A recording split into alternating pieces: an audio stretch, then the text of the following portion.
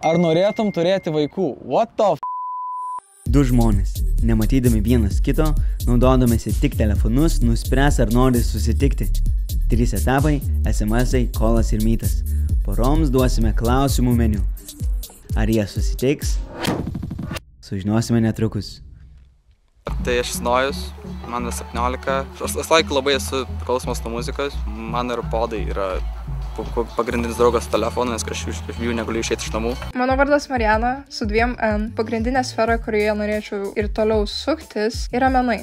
Pradėjau kurti iš sublimacijų ir tai tapo neatskiriama mano gyvenimo dalim. Dabar jie turi 10 minučių susipažinti vienas su kitu per SMS-us. Parašiau hejau ir iš karto perskaitė. Kai faina pana pradeda pokalbį pirmą. Toks geras gyvenimas iš mano pusės. Jos žinutė buvo hey, su 2 O raidėm. Ta pati atrašė. Where's the flavor? Truputį kreativumo reikia. Aš ar tokio gyvenimo negavęs. Ar norėtum turėti vaikų? What the f***, guys?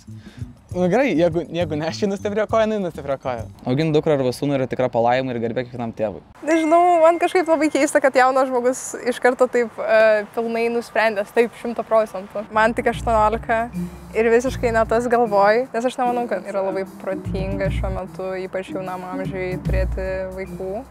Does it feel good? Iš kitos pusės tai galėtų būti geras klausimas, nes tu gali pasižiūrėti, kokie yra žmogaus prioritetai.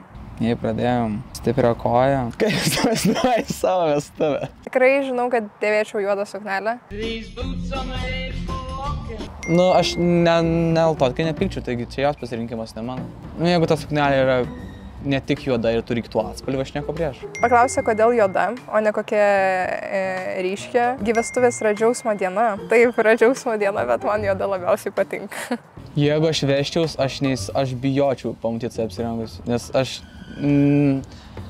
arba aš baisiau overdressinčiau, arba aš būčiau labai underdressintas. Kaip jis bebūtų apsirengęs, aš niekada neteisiu už tai. Paklaus, gal tu eilėraščius rašai laisvai? Aš eilėraščius labai retai rašau ir jeigu rašau, tai rusų kalba, nes mano gimta kalba. Čia green flag. Nerašau eilėraščius, man to užtenka. Man nepatiko, kad pirmas klausimas buvo apie vaikus. Mane tai nustebino. Šiaip pakankamai įdomiai. Nežinau. Aš negaliu nieko sakyti, nes žmogaus Aš manau, kad net ne pagal atsakymus, bet pagal rašymo stilių gali pasakyti, koks yra apytiksliai žmogus. Jie turi 15 sekundžių paskambinti vienas kitam. Jeigu niekas nepaskambins, susitikimas neįvyks. Nepradėjom, atrodo. Na, aš palauksiu, man paskambino. Numeris X. Alio. Labas rytas. Labą rytą. Man nenustebina, kad tu realiai neturi tų drabužių, kas juodus. Nu, aš turiu labai mažai drabužių, bet dauguma mano drabužių yra juodi. Mane nustebina. Pick-up line'as. Aš nenaudoju pick-up line'ą. Nu, bet sugalvok kažką. On the spot. Ar tu esi blakstiena, nes tu mane krita į akį? Neblogai irgi. Aha, kaip tu su to esi perfect date? O Dieve. Nesvarbu kur, nesvarbu kokiu metu, svarbiausia, kad sutinkamu žmogum. Wow, kokia romantika. Nes man iškalba, suvokimas, žodynas, jisai mane labai stipriai nustebino. Aš manyčiau, kad aš paklausčiau tavęs, kuom tu šiaip užsiiminėjai gyvenime. Aš fotografuoju. Laisvalaikiu, kai draugams labai stipriai pritrūksta pagalbos, aš tampu freelance psichologu. Gal ne toks kvailėlis. Taipogi deblinu į fashioną, nes draugeliui padedu clothing brandą pradėti. Tai dizainai. Norėjau parodyti, kad pas mane yra menininko gyslos kažkokios. Everyone's a pony and they all eat rainbows and poop butterflies. That's beautiful, Katie.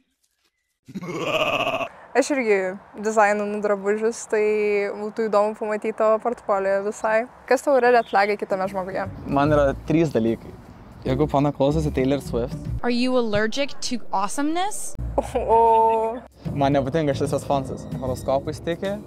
Jos gali stebėti, bet jis negali žmogaus judgint pagal juos. Aš kaip tai vadinu melstis kristalams. Escucha las palabras de las brujas. Kur ten nešioji kokią ametistą, kad ten gauti kažkokios papildomos energijos. Tai yra jau over obsessionas ir tai tampa problema. Tai dabar man tada tikriausiai tavęs turi šitą pačią klausimą klausti. O Dieve, pirmas dėvi ir forsus. Solidu. Antras, neatfollowino manęs nuo savo Instagramo, jeigu atfollowino mane. irgi solidus. Ir trečias būtų, jeigu džedžina muzikos skonį kitų žmonių. Fuck, ne, nu tavęs, nu, gerai, okei, gerai, nieko nesakau, gerai. Okei, mes nebeturim laiko, man produceris rodo, kad jis man kerta galvą. Gerai, tau sėkmės. Na, yra iškalbi, labai dažnai skaito knygas. Ne, man visai patiko šnekėti tikrai, visai neblogai buvo. Ir dabar ką tu reikės padaryti? Piešti, kaip jų galėtų atrodyti. Atrodo, aš turiu akių spalvą, nieko daugiau. Dieve, aš bijau. Aš esu pakištas. Aš labai abstraktų padarysiu specialiai. Mano dailės mokytoja mane nužudys per rugsėjo 1. O Jėzus. Nu, nupiešiau ne taip, kaip iš tikrųjų įsivaizdavau, nu, bet tarkim. Kaip jūs sekės? Tragiškai. Aš turėjau mokėti piešti. Klausimas labai paprastas. Ar tu nori su ja susitikti? Nu, jau nupiešiau, nu, tai reikia sužinoti. Jeigu neatrodo, tai kaip aš čia nupiešiau jo, tikriausiai. Mytas. Ar jų nuomonės nepasikeis pamačius vienas kitą? Tai mums tiesiog susipažinti, nu, Marijana. O, Dieve. Tas Nojus, labas. Ačiū. Malonu susipažinti. Neblogai apsirengęs? Jo, ne per telefoną. Jo. Tikėjus Doc Martensų ir tikėjus ilgų kelnių. Koks tavo portretas? Nu, čia iš grūdai žiūrėt buvo. Mano dailės mokytoja nužudys pamačius šitą, bet... Nu, aš irgi negeriau.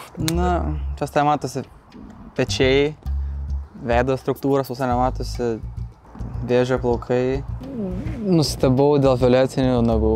Nu, ką kalbėt? Tai ką nori kalbėti? Jaučiasi nejaukiai. Nu, taip, nes naujas žmogus visada su nauju žmogum bus nejauku. Aš manau, kad žmonės, kurie pabėga po pirmo susitikimo, kai buvo nejauku visai, yra, nu, niekaip kitaip nepasakysi myžniai. Dvigubinu. Kokią esi turėję jautriausią meilės patirtį? Nu, tu pradėk. Nu, tai jo, tikriausiai, kai išsiskyrėm, nes tai buvo irgi, tai buvo žinutė, o tai nebuvo gyvai jaunė. Aš buvau santykiuose, toksiškas net tas žodis, galbūt nesąžiningas. Labiau nudavė meilę, aš nedavau atgal, nes aš tuo metu dar nebuvau supratęs nuoširdžiai, kas yra meilė. Man visada labai įdomu išgirsti kitų žmonių patirtis, jų istorijas, kaip jie mąsto apie tai, ypač apie jų praeitį, kaip jie pasakoja apie visą tai. Nu, pas mane tai pozityviau. Mes taip ilgai kalbėjom ir taip ilgai negalėjom išsiskirti, nors atsisveikinom labai daug kartų jau. Ir vėl pradėdavom kalbėti ir mes tiesiog stovėjom ir toliau kalbėjom ir tai buvo tas momentas, kai tu tiesiog, nu, supranti, kad negali išsiskirti su žmogum, nes taip įdomu kalbėti su juo. Kada buvau labiausiai skaudintas, labai skaudinti? Galbūt buvau labiausiai skaudintas, jog aš maniau, kad mano santykius su tėvais buvo geresnis. Šiaip man aplamai tėvų tema kažkiek yra vis tiek jautri, nes santykiai nėra patys geriausi. Koks brutalų santykius su tėvais? Daug fizinio smurto būdavo, tai aš bandau mokytis pradėti mylėti iš naujo savo tėvus. Sekas labai lėtai, bet manau į tą pusę. Labai suprantu iš tikrųjų, nes pas mane su mano tėvais irgi ne pats geriausias santykis ir visada jaučiuosi taip, lyg aš būčiau mano tėvų tėvelis, taip sakant, o mano tėvai būtų vaikai. Aš jau susigyvenau su tuo, priėmiau savo tėvus tokie, kokie jie yra, atleidau jiem viską. Tai tavo tėvai išskyrė? Jau. Nu, pakankamai suprantu tokią visą situaciją su tėvais. Nu, visai patiko matyti, kaip žmogus pasakoja apie savo išgyvenimus. Ar norite dar kartelį susitikti? Aš manau, kad tikriausiai taip. Galėtų būti ne. Nu ir tiesiog loterija.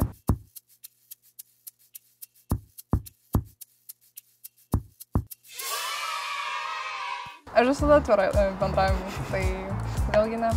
Tiesa, aš nežinau. Aš nežinau, kad čia yra emocija. Nu, tikėjausi aš ne to. Ar aš taip įsivaizdavau, ne?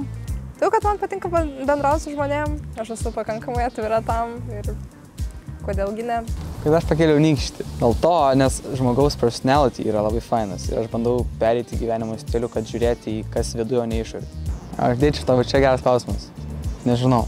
Kažkodėl mano mintis eina į ne tik dėl to, nes man kažkuri iš visos dalis nes ant smegenys jos nesugeba priimti kaip patrauklumą ir aš nežinau, kuri čia vieta yra. Man atrodo, čia yra ta vieta, dėl kurios aš sakyčiau, kad negalėčiau į santykius. Viskas kitas yra žiauriai gerai, bet nėra puiku. Visą šitą patirtį galima apibrėžti, žodžiu, įdomu. Jo.